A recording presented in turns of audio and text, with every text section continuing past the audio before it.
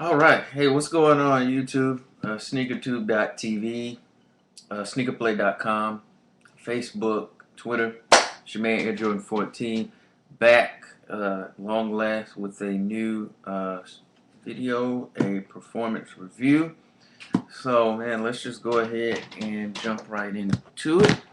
Today's shoe is the Nike KD3. Um, So, without further ado, let's just jump right into it. Now, as you know, I always start with the the inner because, like I always say, it doesn't matter how good the cushioning, the traction, the fit, and all of those things are. If the shoe is rubbing your foot raw, then that's not going to matter because you're not going to wear it. So, starting with the inner, I don't know if you can see this mesh type material here. Although it is mesh, it is fairly smooth to the touch, and a precursory just running of your hand around the inner doesn't reveal any real raised seams either on the tongue or really on the inner actually. There's no real seams that would cause you any trouble, and from that standpoint didn't experience any discomfort from the inner. So from that standpoint, it is a very comfortable shoe.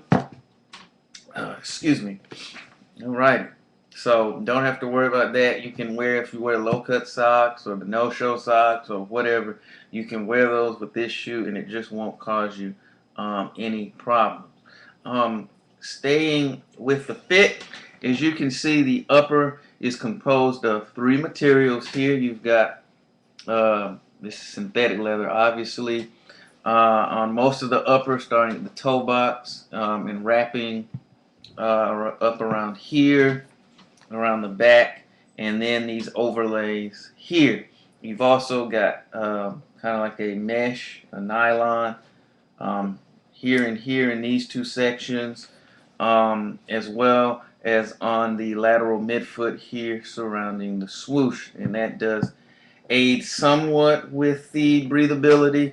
Um, it's not an overly hot shoe, you know, like the LeBron 8 V1 or something like that. So it does aid. You know, it's definitely not as cool as maybe a Hyperfuse or something like that. And then, of course, you have this section of flywire right here on the lateral, kind of where the, not quite where it bends, it's close to where your foot will bend. For that support and to cut down on weight a little bit. Let me just say the fit of the shoe is very good. While I was wearing it, I didn't experience, and I'll let you see the top, I didn't experience any shifting of my foot, either from the front to back or from side to side within the shoe. The lacing system, it has just the right amount of eyelets. Of course, as I always say, lace them all the way up to the top and make sure that they're secure. Because I know I have a tendency to want to, in trying to hurry up and get on the court, I may not lace them up all the way. And that has caused me to actually have to go back and rewear some shoes because I wasn't doing that. I was kind of skewing the fit score. But did that with these, and the fit on the shoe is very good. Does a great job of holding your foot down in place. All right. Sliding a bit further down to the cushioning here. In the forefoot, you've got a Zoom Air bag. And then moving back, you've got Phylon midsole as well. Now, the Zoom Air in the forefoot, of course, is great, responsive cushioning because, of course, I think the story goes with KD spends so much time on the forefoot or the ball of his feet, so they really wanted to focus a lot of the cushioning in terms of the responsiveness in the forefoot. And and was pleasantly surprised. This is the zoom in the forefoot of the KD 3 is very responsive and it feels very good. Now, moving back to the heel here, of course, you've got Phylon here, and it does a great job of impact protection and soaking up those forces. Not, of course, naturally not as responsive as Zoom Air, but still very good. And there's even a bit of feel there. You do notice it, and it does feel rather good. So the cushioning comfort and effectivity of the Phylon combined with the Zoom Air and the KD3 is very, very, very good. Moving on to the bottom, as you can see here, and I'll try to get close so you can try to see as much of it as you can. Here, for the most part, you've got a herringbone traction pattern, with the exception of around the outrigger. Well, there's a tiny one. It's not as pronounced as on some other shoes, but it is there. And then you've kind of got a segmented over here, kind of a segmented herringbone pattern around what would appear to be, is that lightning bolts there as well. And then the herringbone continues to the back here. And in case I didn't show you, there's your KD logo. The tried and true herringbone traction does a great job of not slipping. The traction in the KD3 is very good. This is just one of those patterns that just gets the job done, kind of no frills, and it does good. I played on even some courts that were less than outstanding, and it still did the job. Found myself not having to, as you do with some sneakers, constantly having to wipe the shoe off. I didn't have to do that. Just in short, the traction on these was very good. Kind of want to move back up into the shoe, kind of something I didn't touch on in terms of the support, because as you can see, this is kind of I guess a 3/4 shoe. Not quite a mid, but not quite a low, but definitely not a high. And as has been touched on my Kobe 6 review and my Kobe 5 review, the collar height of the shoe in terms of protecting you from ankle injury is irrelevant, okay, in terms of that. Because if you got on the example I use, some Air Force 5s, and those things are, calf high, but and you land on someone's foot, it doesn't matter what you have on, that ankle is still going to roll. Here the heel counter on here is kind of robust, but at the same time kind of flexible as well. But it does a great job. Fit at the heel is very good.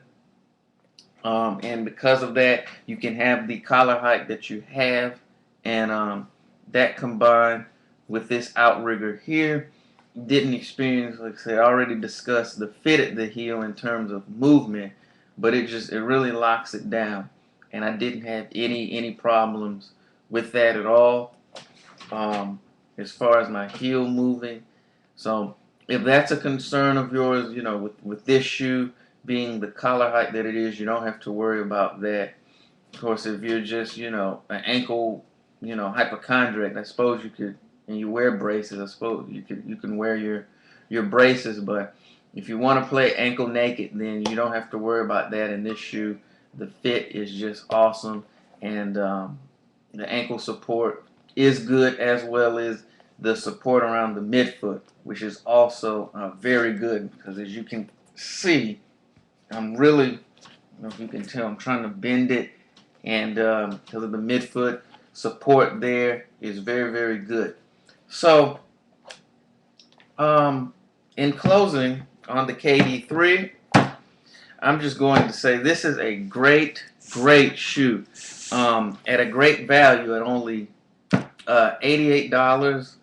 You're definitely getting much more in performance in terms of what you're paying for it, as well as it being a signature shoe to boot. said in terms of the cushioning, support, traction, it does all of these things and does them exceedingly well inside of a price point that's well under $100. So it's definitely within the realm of affordability for a lot of people.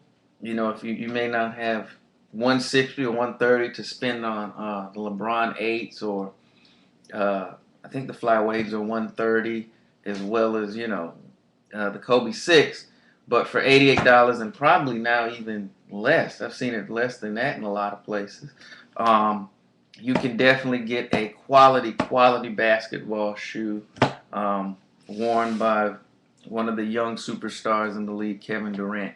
Can't really find any cons. I would imagine perhaps if you have very, very wide feet, this may be a no-no if you're a bigger player who requires, or just a player who wants more substantial cushioning in the heel. Then you may want to look at some of the other offerings out there. But for the most part, this is a shoe I would definitely recommend, and this definitely will have a place in my hooping rotation. So if you can find a pair, which they're pretty readily available, definitely pull the trigger on it, and it is a shoe that won't let you down. Absolutely. So that's going to conclude the KD3 performance review. I'm going to go ahead and close the lid on this review. As always, I want to thank everybody who has taken the time out to watch the videos and been rating, commenting, and subscribing. Much respect to everyone for doing that, and it's much appreciated. And be back with some more reviews, so stay tuned.